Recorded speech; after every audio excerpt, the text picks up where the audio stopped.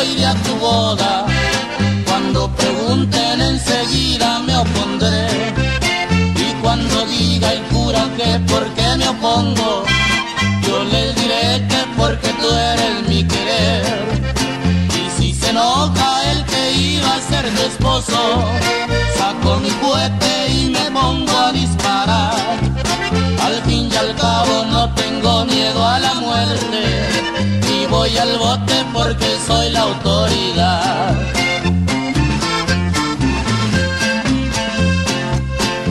Ay, Anselma, Anselma, Anselma, chaparra de mis pesares, o dejas que te visite, o te mando a los gendarmes.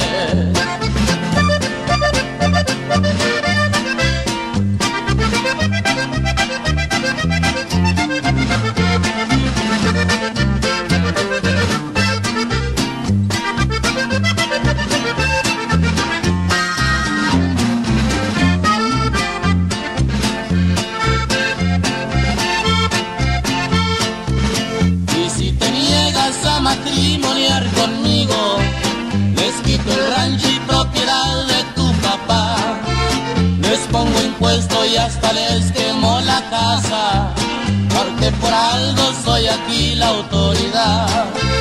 Y ordeno y mando en todo este municipio, yo te lo digo por si quieres escapar.